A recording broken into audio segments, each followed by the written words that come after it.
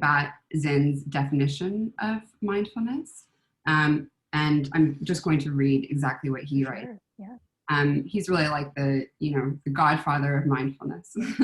And he says, mindfulness is awareness that arises through paying attention on purpose, non-judgmentally, and in the present moment.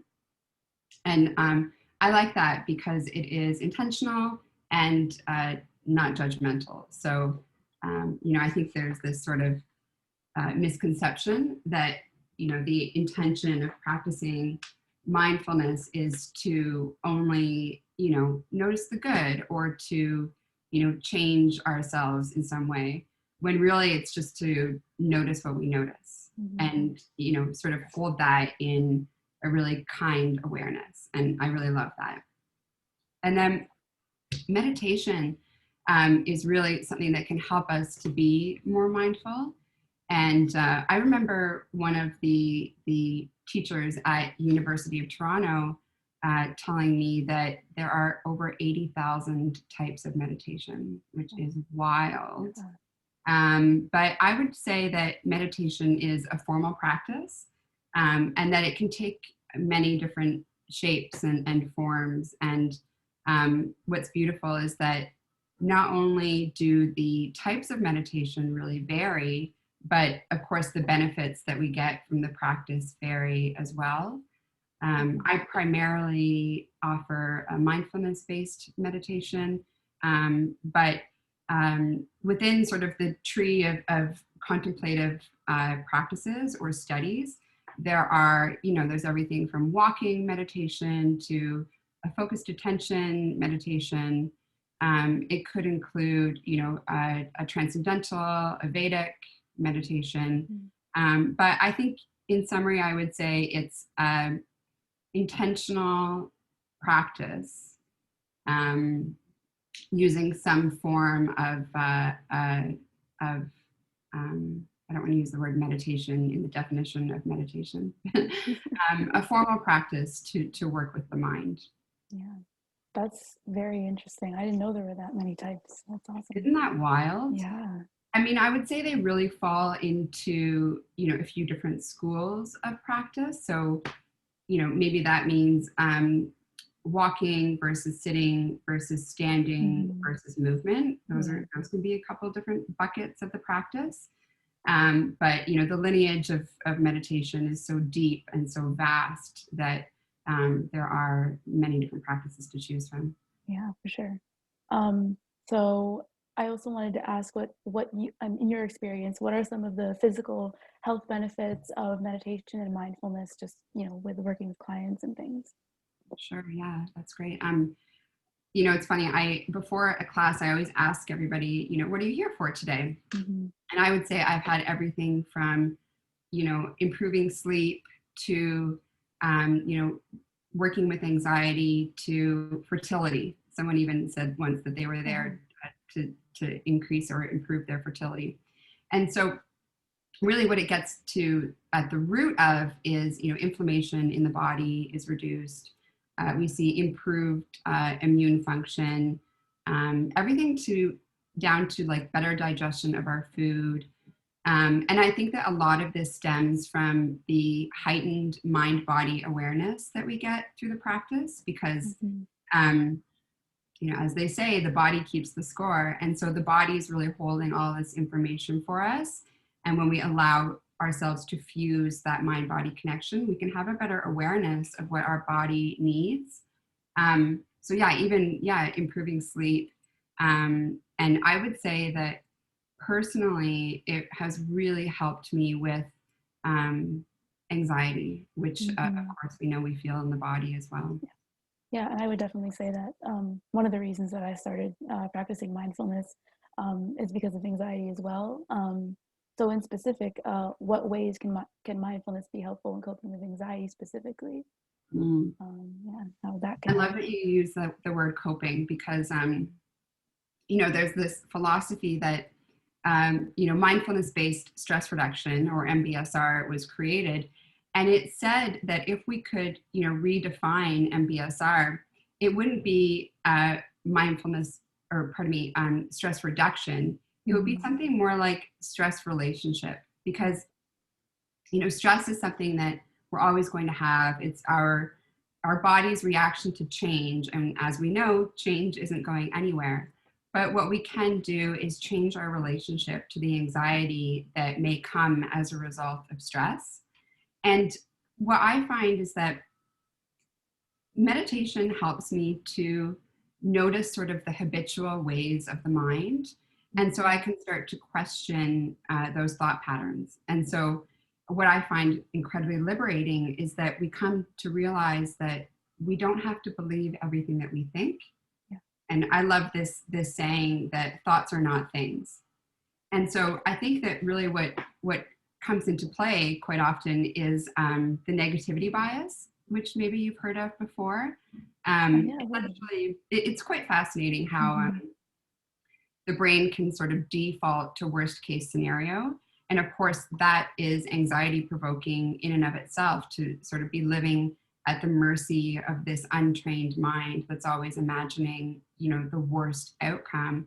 Whereas now, with this sort of slowed down approach to the body and to how we react to stress, it's a little bit easier to notice, oh, wow, anxiety is present. And then to sort of question, okay, what am I anxious about? And I like to mindfully ask myself questions like, is this thought true? What am I making this mean? Because, the mind is such a creator of stories about everything that we encounter. And I think it's really easy to believe the stories that the mind tells us, but with this slowing down, we can really begin to question it, and to question what seeds were planted that sort of shape and form these belief systems that we naturally default to when we're analyzing a situation, because we can sort of do a little bit of work with actually getting to that root and planting new seeds, and choosing to believe things that serve us better. So I think it's a really beautiful inquisition into anxiety, where we can, not push anxiety away, but more so welcome it as a teacher, to really just get curious about it. And from there, I think really embodying, the foundational principles of mindfulness can support us in doing that. Whether that means, bringing a degree of curiosity to our anxiety, or a degree of, loving kindness.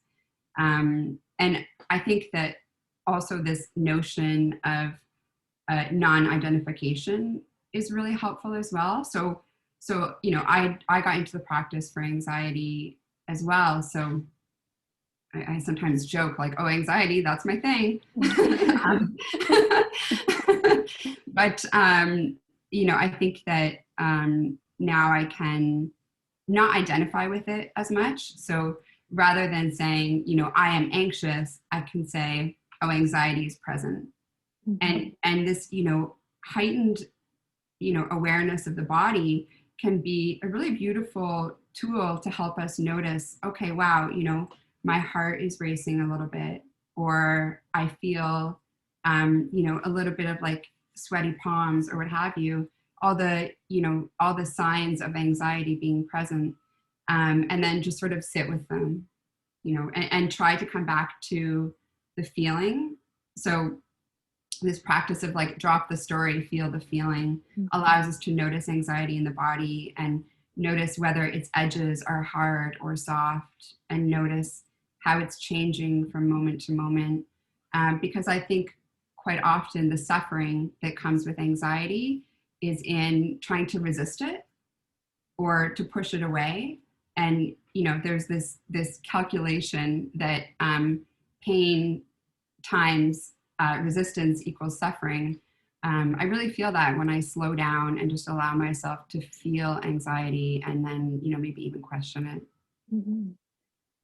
Yeah, that's very interesting, and definitely seems very helpful for coping with anxiety and figuring all of that out. One other thing I should mention, Yeah, sure. sorry, gosh, I could go on about anxiety forever. Is that, as I'm sure you know, as we continue a meditation practice, some of the changes that we see in the brain include a shrinking of the amygdala, or the fight or flight, part of the body, not only in gray matter, not only in size, but also in activity. And so what that means is that when we encounter something stressful, our brain will start to go to the prefrontal cortex in deciding how to navigate that, rather than allowing the amygdala to shoot these stress hormones through the body when it's not necessary, and as you know. Yeah. And I think even I was wondering about how meditation and mindfulness can also be beneficial for other mental health issues, also, like thinking about how it works with anxiety, but also how it can cope with other things. I was wondering what your opinion or what your experience is with other clients dealing with, like, say, depression or other issues as well. Yeah, there are actually some really fascinating studies on how meditation can help with depression, in some cases even more quickly than medication can. Mm-hmm. And really, I think that with depression, of course, we need, the support of a licensed therapist or counselor, but just to pacify the nervous system, which of course breath work can also play a really big role in, can help us to take away some of the suffering that comes with depression. And so what comes to mind is this idea of the second arrow. Have you heard of this before? Actually, no, I haven't. I find it really quite fascinating, but the Buddhists said that when a monk was hit by an arrow, or a painful thing happened in his or her life, that arrow was deemed the first arrow, the painful thing that happened. But what they found was that so often the monk warrior, because originally monks were warriors, they would notice that the tendency of mind was to say, I can't believe that happened. How did I let myself get hit by that arrow? I'm going to be shunned. I'm so embarrassed. And the second arrow, all of this dialogue about what happened is the second arrow, or in other words, the suffering we choose. Mm-hmm. And so I think quite often when it comes to depression, we can feel bad about feeling depressed. Mm-hmm. And that feeling bad is the second arrow, mm-hmm. as opposed to just sort of sitting with depression or being with depression. And so I find it really powerful to notice where it's the second arrow and where it's the first, because we're so hard on ourselves, and we can normalize the experience of depression. Mm-hmm. I think that's such an interesting way to sort of frame it and to put it. So interesting in relation to depression. Mm-hmm. And I guess tying this into the era that we're all in with COVID-19 and how everything's changed so much. I was wondering, what are some of the ways that mindfulness can be useful in this era? We kind of already touched on it, but in this era with, a lot of isolation happening, and because of all of this new worry that's come up with worrying about, of course, our health and all of that. So I was wondering how mindfulness can improve that or help people out with that. Yeah, that's a great question. Well, I think that what mindfulness can help us to do is to figure out what it is that we're actually worried about. So what I'm finding during COVID is that uncertainty is unsettling. Mm-hmm. It comes up so often that people will say, not knowing what the future holds is anxiety provoking.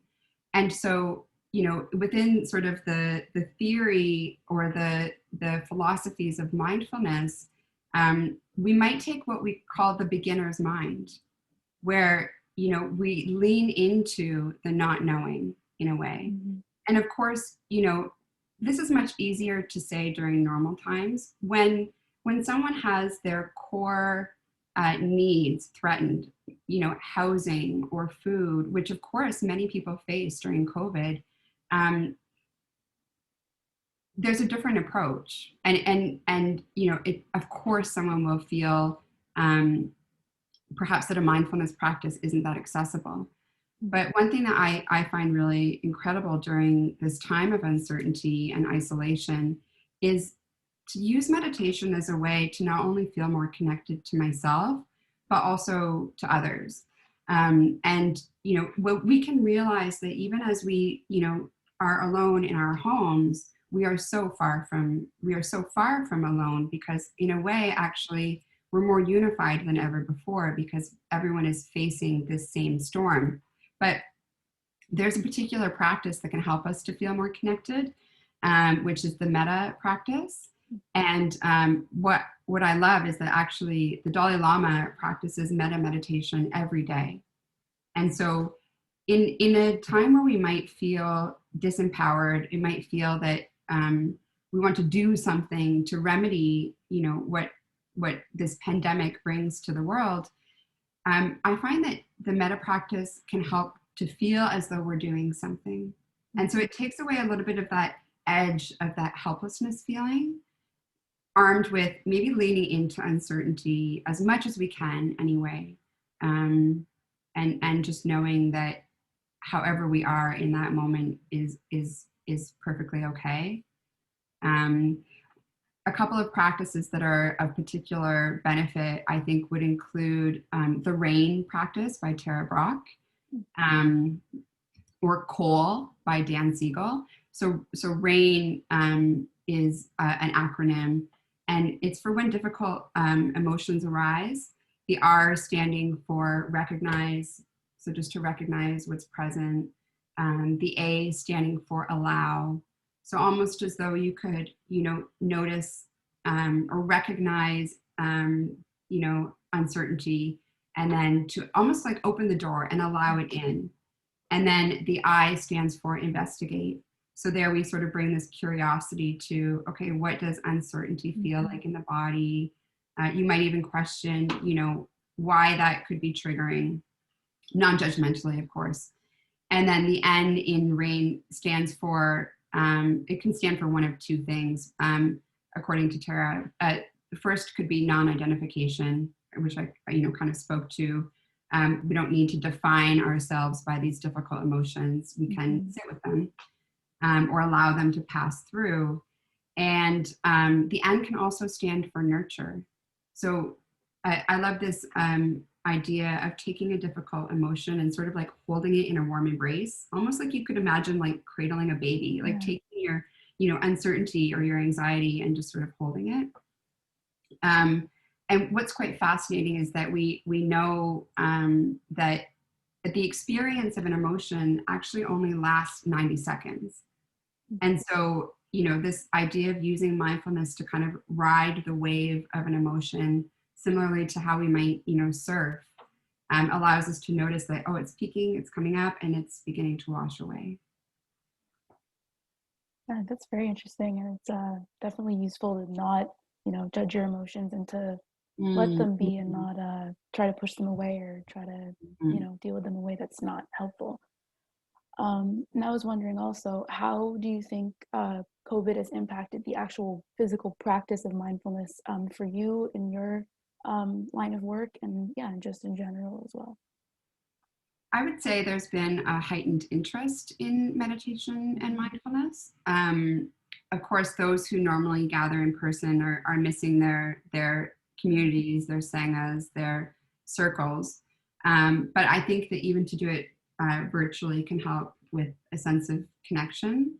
I also think that a lot of people are finding more time to devote to mindfulness practices and, you know, questioning this, you know, sort of well-rounded approach to wellness, which is in a way, you know, long overdue, because we do so much for our bodies, and we, you know, nourish ourselves with food, and we floss our teeth, and we work out. But, you know, to devote the time to actually nurturing mind, I think it is something that people are becoming a little bit more committed to. Yeah, sure. Mm-hmm. So lastly, I just wanted to wrap up with this one. Do you have any suggestions for anyone who may be interested in mindfulness, and where should they start their journey into mindfulness if they choose to? That's an awesome question. I would say that, pardon me, to know that there are so many different styles, that I would say if someone tries a particular type of meditation and it doesn't resonate, to know that that's okay, and that there are other ways to explore. And also to know that, pardon me, there's no such thing as a bad meditation. So, our society is so built upon, key performance indicators and, ensuring that we get like that gold star, that stamp, but we can meditate just to meditate. It doesn't have to have an outcome. It doesn't have to get a gold star. And it can be exploratory like that. But one thing that I always love to talk about is the art of mindfulness. And it encourages us to use this acronym. So, pardon me, the A stands for activity. So we can choose an activity where we're naturally present as our mindful activity. Maybe that means yoga or painting or anything at all. The R stands for routine.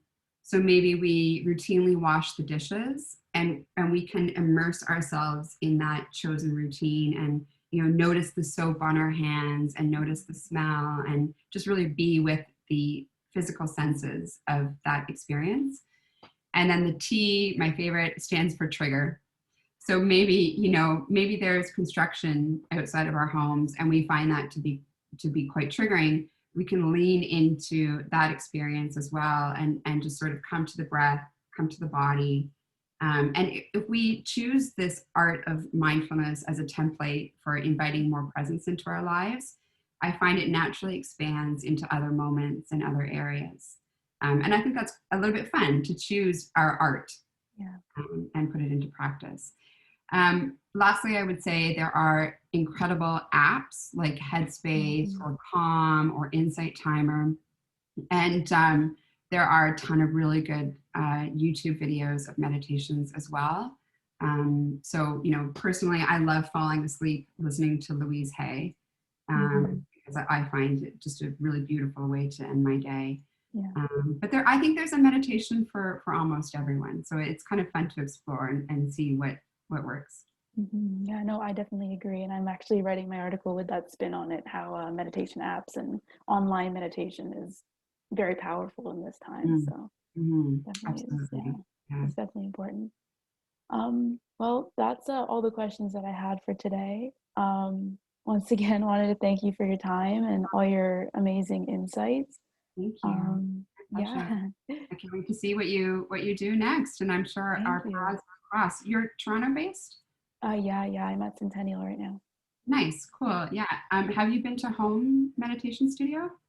Actually, no, I haven't. When we reopen, which is actually November 14th, soon, this weekend, maybe come by for a class sometime. It's incredible.